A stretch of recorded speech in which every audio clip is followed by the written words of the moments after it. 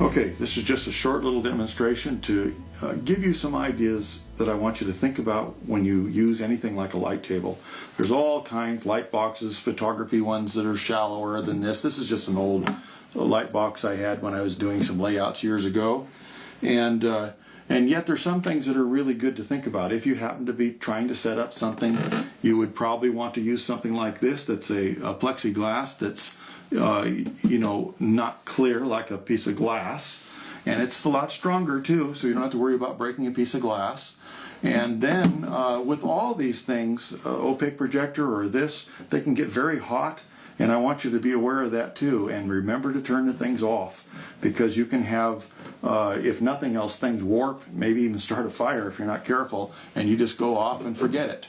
So I'm going to drop this down in a slot, and I want to just show you a couple things that I want you to think about. I would like you to, if you're going to work against a window, some people do that. You can get, again, just as little information as you possibly want. You can have just as much challenge as you want. Maybe you'll just use something like this to go ahead and get an appropriate size to start working. You know, the top and bottom dimension and the width, and if you want, you can do any portion of it, you know, to get you started. I'd like you to start somewhere if you've never done it before, because pick your method to get a layout and get started, because not everybody can draw freehand, and I'm trying to give you a few options so you can start immersing yourself in this as much as possible, and you'll start learning what to look for, and eventually do some freehand drawing if you'd like, and then it'll be a lot more successful. So what I want to do is take this, and I'm going to go ahead and try to position this thing. I'm not going to take all the time to do that, because I'm just trying to give you an idea of what to look for. Remember, again, we're looking at some of the same things. I don't want too much space wasted up here, but I'm going to go ahead and tape this so it doesn't slip, because it is, again, very difficult to line this back up again if you indeed move it in some way. So just a couple little pieces of tape on the back side, and naturally the photograph is going to be on the back side, or the copy. Let's see, I better put this down flat. There we go. And then I suggest that you, if you're going to be doing it, maybe some people only have a window. If you're going to go ahead and tape this to the window, then make sure that you have a way of blocking out as much of the light coming through the window as you can. This is just the ideals. And have your room dark. Maybe pull the curtains in around the sides or whatever, and make sure that you've centralized your light as much as possible.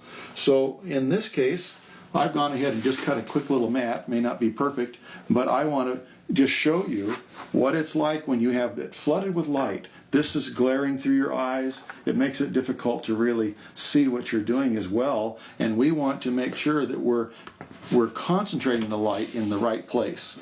So I would go ahead and do this, and then if I can, I'll turn out the lights in the room, and I'll be able to start drawing. So I should have gone ahead and made sure that this was positioned right. There we go. And then some of the same things apply. There are some disadvantages to this as well, because you're looking through the texture, the makeup of the paper, and so you'll find that the image isn't as sharp as it could be if you were maybe projecting it, or even doing like I showed you to begin with, working with your straight edge and divider. You're going to have a real accurate, if you're careful, drawing.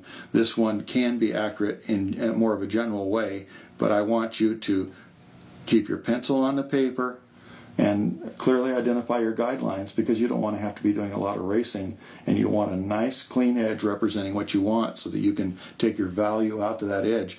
Pick the dark side of the line, like on this, in this case on the garment here. This is just a good example. I would like you to go ahead and stay out in the dark for your line, because that's where the value is going to come up to and meet, and it's going to become an edge to your value. So you'll hear me say that an awful lot. This is one reason why, if I demonstrate it here, the reason is because I want you to be able to not change the eyes and have the pencil in the dark part of the iris and leave the white alone. Don't go ahead and have your outlines way out there in the white, or that white is going to become smaller and smaller and sometimes just non-existent, and we need whites to our eyes. And the same thing with teeth. Teeth can get really scary if you come in there and you put the dark line within the white.